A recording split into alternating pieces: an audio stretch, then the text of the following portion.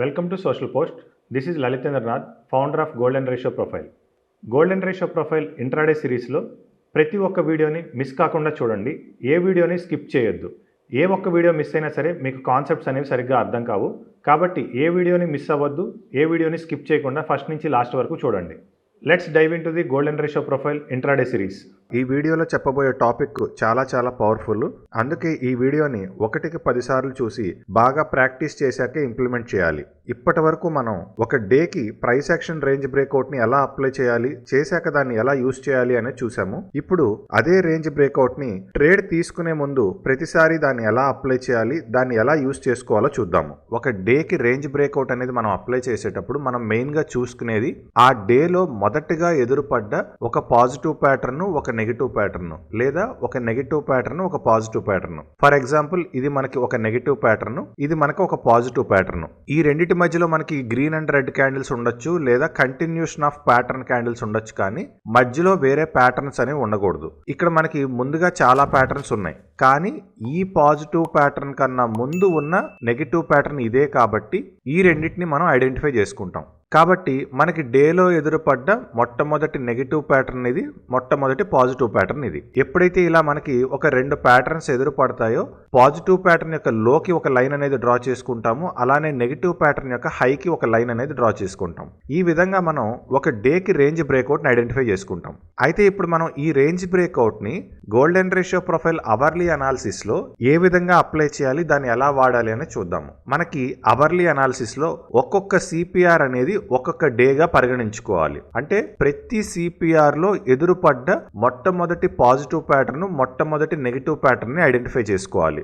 ఎక్కడంటే అక్కడ మనం ఈ ప్యాటర్న్స్ అప్లై చేసుకోకూడదు. ఖచ్చితంగా ప్రతి సిపిఆర్ లోను ఎదురుపడ్డ మొదటి పాజిటివ్ ప్యాటర్న్, మొదటి నెగిటివ్ ప్యాటర్న్ ని ఐడెంటిఫై చేసుకోవాలి. ఫర్ ఎగ్జాంపుల్ మనకి సిపిఆర్ స్టార్ట్ అయ్యేసరికి ఏదన్నా ఒక ప్యాటర్న్ క్యాండిల్ తో స్టార్ట్ అవుతుంటే ఈ క్యాండిల్ అనేది మనకి ఇన్వాలిడ్ క్యాండిల్. ఖచ్చితంగా మనకి ప్యాటర్న్ అంటే మదర్ క్యాండిల్, ప్యాటర్న్ క్యాండిల్ రెండూ కూడా విత్ ఇన్ ద సిపిఆర్ లోనే ఉండాలి. అవర్లీ అనాలిసిస్ లో రేంజ్ బ్రేక్అవుట్ కాన్సెప్ట్ ని అప్లై చేసేటప్పుడు మనం ఖచ్చితంగా ట్రెండ్ ను ఫాలో అవ్వాలి. ట్రెండ్ ను మాత్రం ఎక్కడా డీవియేట్ అవ్వకూడదు. ముందుగా మనం ప్రతి ఒక్క కొత్త సిపిఆర్ లోను ఈ ప్యాటర్న్స్ ని ఎలా ఐడెంటిఫై చేసుకోవాలి, దాన్ని బేస్ చేసుకుని ట్రేడ్ అనేది ఎలా తీసుకోవాలని చూద్దాము. తర్వాత ట్రెండ్ ను ఫాలో అవుతూ ఎలా యూస్ చేసుకోవాలని చూద్దాము. ఫర్ ఎగ్జాంపుల్ మనకి ఈ సిపిఆర్ లో మొదటగా ఎదురుపడ్డ నెగిటివ్ ప్యాటర్న్, పాజిటివ్ ప్యాటర్న్ కి మన లైన్స్ అనేవి డ్రా చేసుకోవాలి. ఇది మనకి పాజిటివ్ ప్యాటర్న్ యొక్క లైన్, ఇది మనకి నెగిటివ్ ప్యాటర్న్ యొక్క లైన్. ప్రెసెంట్ మనకి ఈ రేంజ్ బ్రేక్అవుట్ కన్నా పైనే ట్రేడ్ అవుతుంది కాబట్టి ఫర్దర్ గా మనకి డౌన్ సైడ్ మూవ్మెంట్ రావాలి అంటే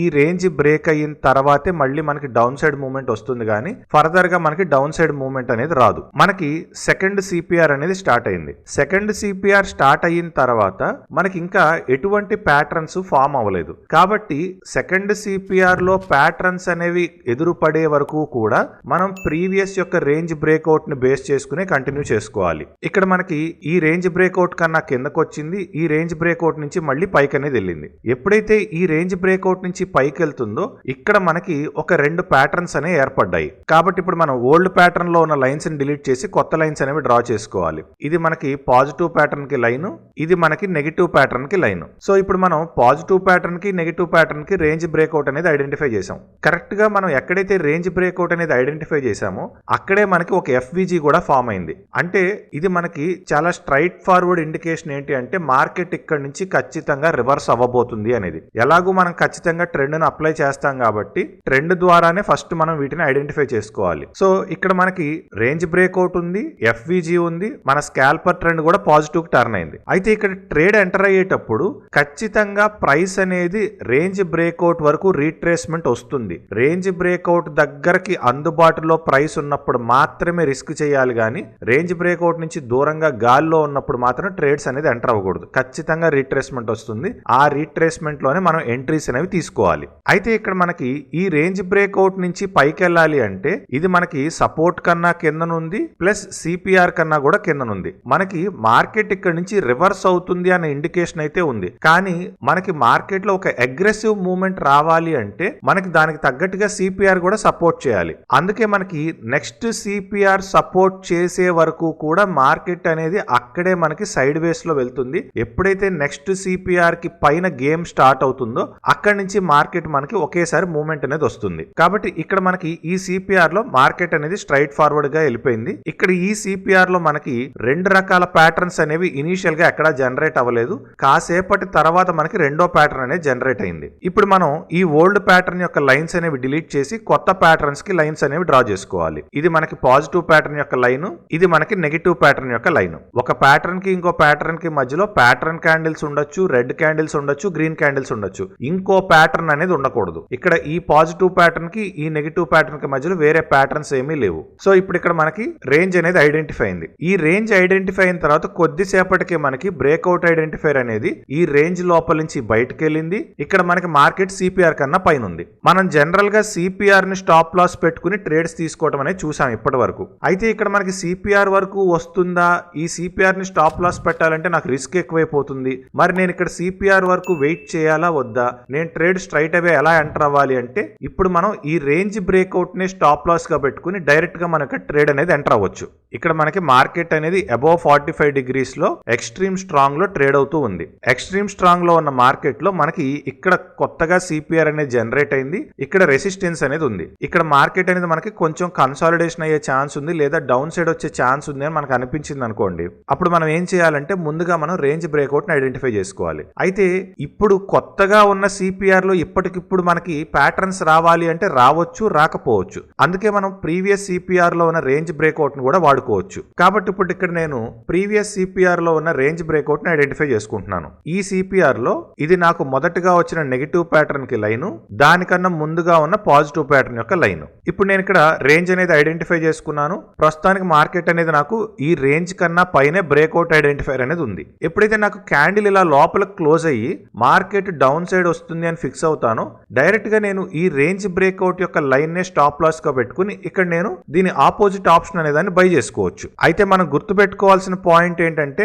రేంజ్ బ్రేక్అవుట్ సాటిస్ఫై చేస్తుంది కానీ సిపిఆర్ సాటిస్ఫై చేయట్లేదు. కాబట్టి మన రేంజ్ బ్రేక్అవుట్ తో పాటు సిపిఆర్ కూడా సాటిస్ఫై చేస్తే మనకి ఇంకా క్లియర్ గా ట్రేడ్ అనేది ఉంటుంది. అందుకే మనం ట్రెండ్, సిపిఆర్, రేంజ్ బ్రేక్అవుట్ మూడింటిని కలుపుకుంటే ట్రేడ్ అనేది మనకి అడ్వాంటేజ్ ఎక్కువ ఉంటుంది. సో ఇప్పుడు ఇక్కడ నాకు కన్సాలిడేషన్ ఛాన్స్ ఉంది కాబట్టి నాకు రేంజ్ బ్రేక్అవుట్ సాటిస్ఫై చేసింది కాబట్టి నేను ఈ ట్రేడ్ తీసుకోవటం వల్ల నాకు మార్కెట్ సైడ్ వేస్ అయ్యే అవకాశం కూడా ఉంటుంది. ఎందుకంటే ఒకటి సపోర్ట్ చేస్తుంది, ఇంకోటి సపోర్ట్ చేయటం లేదు. ఇక్కడ ఈ సిపిఆర్ వల్ల మార్కెట్ రివర్స్ అయ్యే ఛాన్స్ ఉంది. సో మార్కెట్ రివర్స్ అయ్యే ఛాన్స్ ఉంది కాబట్టి ప్రైస్ కూడా మనకి రివర్స్ అయ్యింది. ఇప్పుడు ఈ కరెంట్ సిపిఆర్ లో ఫస్ట్ పాజిటివ్ ప్యాటర్న్ వచ్చింది, దానికన్నా ముందున్న నెగిటివ్ ప్యాటర్న్ ఇక్కడ ఉంది. ప్రైస్ నాకు క్లారిటీగా సిపిఆర్ కన్నా కింద నుంచి పైకి, సిపిఆర్ కన్నా పైకి వెళ్ళిపోయింది. అక్కడే నాకు రేంజ్ కూడా ఏర్పడింది. ఇప్పుడు నేను ఈ సిపిఆర్ తో పాటు ఈ రేంజ్ బ్రేక్అవుట్ కూడా ఉంది అన్న కాన్ఫిడెన్స్ తో నేను ఇక్కడ డైరెక్ట్ గా ఈ పుట్ ఆప్షన్ అనే దాన్ని బై చేసుకోవచ్చు. ఇప్పుడు నేను ఇక్కడ ఈ పుట్ ఆప్షన్ బై చేసుకుంటే నాకు ప్రాఫిట్ అనేది చాలా ఫాస్ట్ గా వచ్చింది.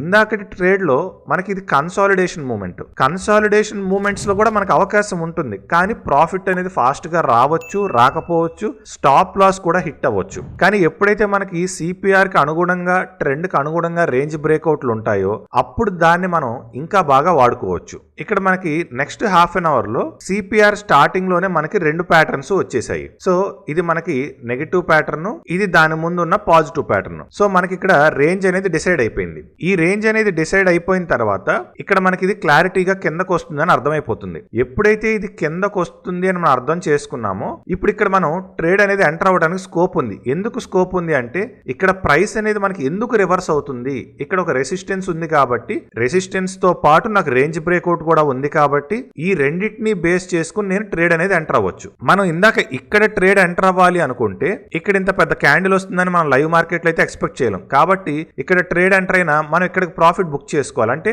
చాలా లిమిటెడ్ ప్రాఫిట్ వస్తుంది. ఇక్కడ మనకు ఒక రెసిస్టెన్స్ నుంచి సిపిఆర్ వరకు గ్యాప్ ఉంది కాబట్టి ట్రేడ్స్ ఎక్కడ ఎంటర్ అవుతున్నాము, ఎంటర్ అవుతున్న చోట మనకి స్కోప్ ఎంత ఉంది అనేది చూసుకోవాలి. ఫర్ ఎగ్జాంపుల్ ఇక్కడ మనం ఈ ట్రేడ్ తీసుకున్న తర్వాత ఇక్కడికి మనం ప్రాఫిట్ బుక్ చేసాం అనుకోండి, తర్వాత మనకి ఇక్కడ కొత్త సిపిఆర్ కూడా వచ్చేసింది కాబట్టి ఇక్కడ మనం ఇందాక ప్రాఫిట్ ఏదైతే బుక్ చేసామో మళ్ళీ వెంటనే మనం ఇక్కడ ట్రేడ్ లో రీఎంట్రీ తీసుకోవచ్చు. రీఎంట్రీ తీసుకుని ఇక్కడ వరకు మనం ప్రాఫిట్ అనేది బుక్ చేసుకోవచ్చు. ఇప్పుడు ఈ సిపిఆర్ లో మనకి రేంజ్ ఎక్కడ ఐడెంటిఫై అయిందనే చూద్దాము. ఇది మనకి పాజిటివ్ ప్యాటర్న్ యొక్క లైన్, ఇది మనకి దాని ముందున్న నెగిటివ్ ప్యాటర్న్ లైన్. ఇక్కడ మనకి ప్రైస్ అనేది విత్ ఇన్ ద రేంజ్ లో ఉండిపోయింది. ఈ రేంజ్ నుంచి పైకి వెళ్ళిన సిపిఆర్ అనేది యాక్సెప్ట్ చేయలేదు కాబట్టి సిపిఆర్ నుంచి మార్కెట్ అనేది రివర్స్ అయింది. రివర్స్ అయిన తర్వాత మనకి కరెంట్ సిపిఆర్ లో ఇంకా ప్యాటర్న్స్ అనేవి రాలేదు. కానీ ఇక్కడ ప్రైస్ అనేది మనకి సిపిఆర్ కన్నా కింద ట్రేడ్ అవుతుంది. ప్రైస్ సిపిఆర్ కన్నా కింద ట్రేడ్ అవుతుందంటే మనం జనరల్ గా ఏం చేస్తామంటే సిపిఆర్ ని స్టాప్ లాస్ గా పెట్టుకుని ఆపోజిట్ సైడ్ బయింగ్ చేయడానికి ట్రై చేస్తాం. కానీ ఇక్కడ మనకి రేంజ్ బ్రేక్అవుట్ అనేది అనుకూలంగా లేదు కాబట్టి మనం వెయిట్ చేస్తే మనకు కావాల్సిన క్యాండిల్ మనకి జనరేట్ అవుతుంది. అంటే ప్రైస్ అనేది సిపిఆర్ కన్నా పైన క్లోజ్ అవుతుంది.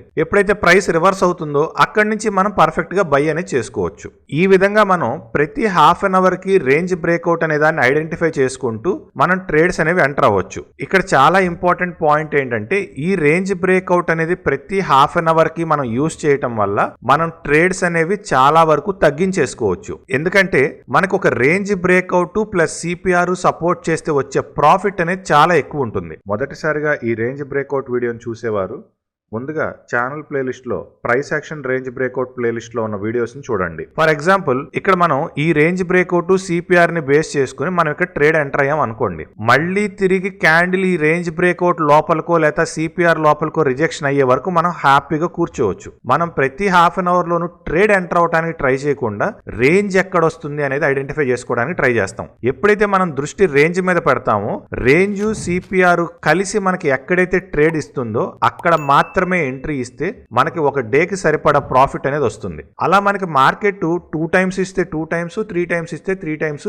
బ్రహ్మాండంగా మనం ట్రేడ్స్ అనేవి తీసుకోవచ్చు. కాబట్టి ఈ రేంజ్ బ్రేక్అవుట్ ని ప్రతి హాఫ్ అన్ అవర్ లో ఎందుకు అబ్జర్వ్ చేయాలంటే గేమ్ యొక్క డైరెక్షన్ అర్థం చేసుకోవడానికి. దీని గురించి మరిన్ని వివరాలు కావాలంటే ఈ కింద ఉన్న నంబర్కి కాంటాక్ట్ చేయండి. Thank you.